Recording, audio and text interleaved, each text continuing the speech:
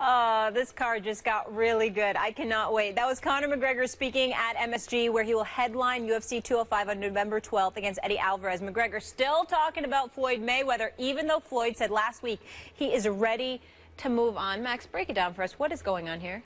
You got to love Conor McGregor. He's the best talker who can fight. Yeah. Floyd's the best fighter who can talk. And of course, so you put those two names together, it's a huge promotion. Here's what's going on. You ain't going to beat Floyd Mayweather in the ring if you're the same size as Floyd Mayweather. Triple G is bigger. There are guys who, Vladimir Klitschko would beat Floyd Mayweather. He's a heavyweight. But if you're the same size as Floyd, you ain't going to beat him in the ring. You're also not going to beat him at the negotiating table. His entire career has proven that with networks, with other fighters. He's the best, and his team is the best at negotiating the best deal. So he gets the lion's share against anyone. Now, there are fighters who bring something to the table. Canelo Alvarez, you got to give him a piece. He brings something. Manny Pacquiao brings a lot. You got to give him a big piece. Still, Floyd gets the lion's share. So here he is essentially negotiating with Conor McGregor. And Conor McGregor's like, time out. Go get me my $100 million. And Floyd's like, well, you know how this works? I'm the guy. I get the most money. Yeah. But here's where Conor has extra leverage that most Floyd opponents at this level don't. In the octagon, Floyd has a 0% chance to beat Conor McGregor. Conor McGregor would beat him easily, early, zero risk for Conor McGregor in the octagon against Floyd Mayweather. It is exactly the same in the ring for Floyd against Conor. Conor got no shot. That's easy money. That's easy work, as Floyd would say. So that's actually leverage for Conor. Because where else does Floyd Mayweather get to make an event that big where his opponent poses absolutely no in-the-ring risk? Very good point. And I think at some level even Conor knows that. And so at the negotiating table, it's like, no. You ain't going to get the lion's share. It's not going to be the percentage you think it is.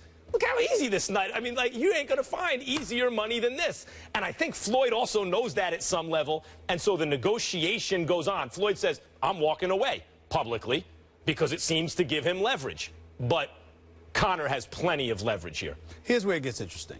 You know, I told you Floyd called me the other night. I thought he was calling me to congratulate me because I'm going to be calling the Manny Pacquiao fight on November 5th. But he was actually... Congratulations, by the way. That is going to be must-see. Well, you know, I can't wait. I'm hoping I make you proud, brother. I'm hoping I know you will. You do this already. This is my first time ever doing color commentary for a fight, so I'm going to be nervous. You're going to be great. But I'm looking forward to November 5th in Vegas at the Thomas & Mack Center. But let me say this.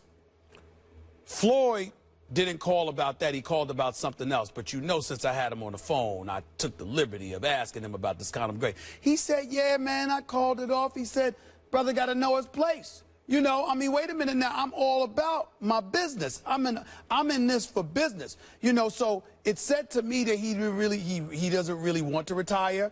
He's comfortable. All right, bought some new property in Times Square. He's going to be making 7 figures a month for the rest of his life. I mean, Floyd is fine. He doesn't need anything, but he has no problems with making more money. You know, and you're absolutely right. He is about the business of making sure he's going to get the lion's share. But here's the thing about Floyd, and you can confirm this better than me. This is just the impression that I've gotten throughout the years communicating with him, Leonard Ellaby, and others. Floyd ain't the kind of dude that just wants to make his money and don't want you to make yours. He might hate promoters making theirs. He might hate the networks getting so much money. But he has no problem with a fighter getting money. I remember that I had spoken to Floyd after the weigh-in the night before he fought Pacquiao. He was so disgusted with Pacquiao because of the share that Bob Arum and Top Rankin ended up getting, you know, for Pacquiao's person. You know, Pacquiao, you know, he owed them. I mean, borrowing money, all of this other stuff. It's too complicated to get into. But the point is that he's saying, we went through all of this to make sure you get this money. And there's still some of that money that you ain't getting. What the hell is wrong with you? He was talking about Pacquiao. Called him stupid. He was disgusted with Pacquiao.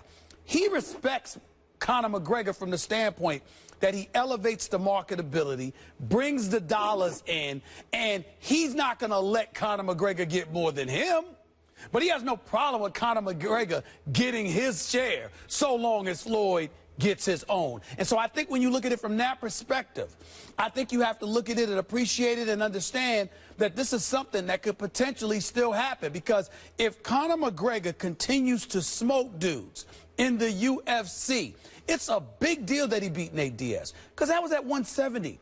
He really fights at 145. Yeah. And so for him to move up 25 pounds, if he moves down but still dominates and steamrolls over everybody in his path, even though you and I both don't believe he could touch Floyd, the question is, what if he does touch him? You see what I'm saying? Because I don't believe that either. In the boxing ring? Hey, octagon is something else. Yeah. Floyd got no shot in an octagon. Floyd got no shot in an octagon. Conor got no shot in the boxing. I totally agree with you. But what I'm saying is the mystique with boxing, there have been plenty of times, and I don't believe he touched, well, I don't even think he get a headshot in, right. Okay? But what I'm saying is the mystique of boxing, the intrigue, the allure of boxing is when you walk into a ring and you know if this person catches you. See, if Conor McGregor didn't have power, plus he was a UFC fighter coming to fight Floyd, then we're wasting our time. But because he has knockout power, you do find yourself asking, okay, what if this dude caught him? Now, I don't believe it will happen, but that's the intrigue. Here's the problem. Just like I said, Conor McGregor has a lot of leverage here because it's easy work for Floyd and a huge payday, and so Conor's like, I want my piece. Floyd also has leverage here because UFC ain't boxing where you can cherry pick. Right. Floyd has fought a lot of fighters, but he has also cherry-picked in the higher weight classes. Right. When he was 130, 135 he fought everybody. Fought everybody. He fought everybody. As he got bigger, he waited till the right time where they represented minimal risk, maximum reward, which is what you're supposed to do. Except with Canelo, though. Well, Canelo is still ascending, but there's always an excuse for Floyd. People are always, no matter what Floyd does, he'll be criticized. He was too young, he was too old, and yet I am here saying that, in fact, I don't believe the outcome would be any different, but Canelo was 22. Pacquiao was older, and that fight was past its expiration date. Same thing with Shane Mosley, etc. Floyd, as I say, has flipped the paradigm, along with Al Heyman, his manager, advisor, has flipped the paradigm in boxing, fighting, combat sports, is exploitation.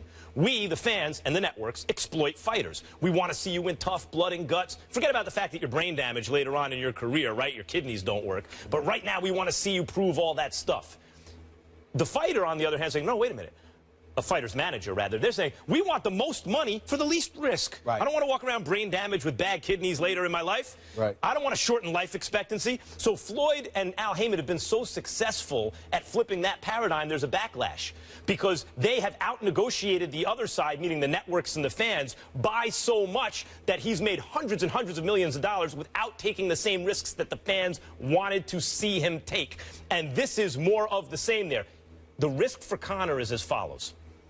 The UFC is not boxing. You can't get away with that. You got to fight world-class fighter after world-class fighter in their primes, whoever the biggest name is. Therefore, no one's going undefeated for too long. That's right. So if Conor continues to do this, he could lose. He could lose to Alvarez. He could lose. It's not that he's not excellent or even better than Alvarez. Wrong night, one split-second mistake, you can lose that in the UFC. No question. So Floyd got leverage there. Like, if you lose a couple fights, it's not worth it anymore. Yes, right. You better strike while the iron's hot. Right, but Floyd don't mind cashing another nine-figure check, and that's what he's after. And one of the things that he did to accentuate that point was highlight how I'm busy getting on Oscar De La Hoya for hiding Canelo from Triple G. Mm-hmm.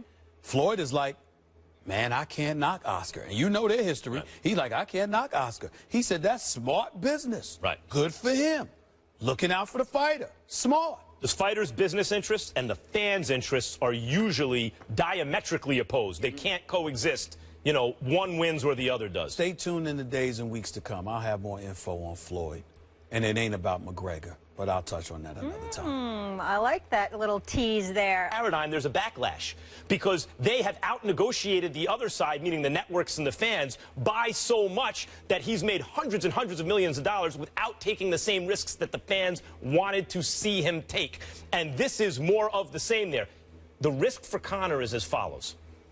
The UFC is not boxing. You can't get away with that. You got to fight world-class fighter after world-class fighter in their primes, whoever the biggest name is. Therefore, no one's going undefeated for too long. That's right. So if Conor continues to do this, he could lose. He could lose to Alvarez. He could lose. It's not that he's not excellent or even better than Alvarez. Wrong night, one split-second mistake, you can lose that in the UFC. No question. So Floyd got leverage there. Like, if you lose a couple fights, it's not worth it anymore. Yes, right. You better strike while the iron's hot. Right, but Floyd don't mind cashing another nine-figure check, and that's what he's after. And one of the things that he did to accentuate that point was highlight how I'm busy getting on Oscar De La Hoya, Fahad and Canelo from Triple G. Floyd is like, man, I can't knock Oscar. And you know their history. Right. He's like, I can't knock Oscar. He said, that's smart business. Right. Good for him. Looking out for the fighter. Smart. The fighter's business interests and the fans' interests are usually diametrically opposed. They can't coexist. You know, one wins or the other does. Stay tuned in the days and weeks to come. I'll have more info on Floyd. And it ain't about McGregor, but I'll touch on that another time. I like that little tease there.